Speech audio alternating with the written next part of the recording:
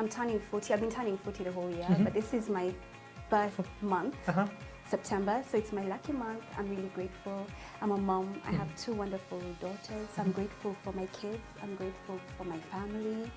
And I'm just grateful for the experience, the human experience, you know, the small things. Interesting. They always say life starts at 40. How does it feel? I know for women, it's, we should be panicking, falling apart, afraid, because, you know, apparently for women, that's 40 should be our decline. But I feel like it's a beginning for women, you know, for everyone actually, because you stop caring about people's opinions. You start, I think, looking inward and listening to your gut a bit more, being a bit more intuitive, listening to yourself and respecting yourself. Interesting. And when you look back, which has been your most interesting year so far? I think 40. I think 39 getting to 40 was really cool and different, because I mean I took risks that I would normally not take.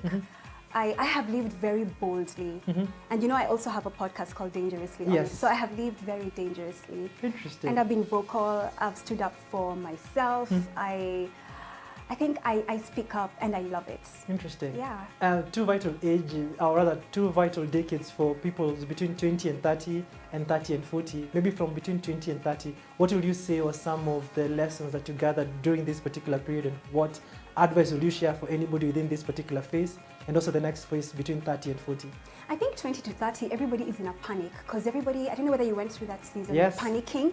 Like things need to happen. Yeah, you're broke, you're afraid you won't make it, you have all these big dreams, you see people driving big cars, and you're panicking, and you're trying to, I know whether you're trying to play catch up, you're trying to grow up really fast instead of enjoying life and living your 20s. So when you're 20, you wish you were 30.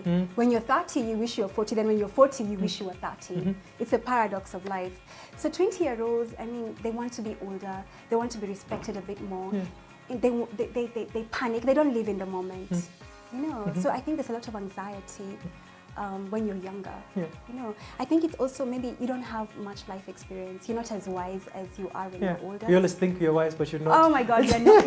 We're so far away from wise. There's a big difference between thinking you're wise and being wise. Tell me about it. Yeah, so I mean, I love being 40 because of the wisdom. I feel very unmoved by many things. 20s was nice, but the shakiness of being 20, listening to your friends, listening to opinions, I mean, listening to people who have no good interests for you. That's what really sucks about being young, right? Interesting. Yeah. And what would you say were the lessons you gathered in that particular Oh my decade? God, it's like a whole book. You know, ni kama kamusi. I think the biggest lesson is when you're 20, you make so many mistakes. I think trusting too much, trusting because you're young, you know, going with the flow, belonging in a pack of friends, you know, not really being bold enough to stand alone, you know, because you're afraid of having identity, and any real identity is scary for you, you know. You want to say that I'm friends with Ian, I'm friends with, you know, this is my This is my circle, this the is my people I know, circle. the who's who. You're so afraid of standing alone, you know. I think, I mean, of course, had I known better, I would have stood up for myself a lot more at a younger age. I would have been able to speak up for myself, stand alone, make my decisions, and yeah, just be a bit more fearless, you know.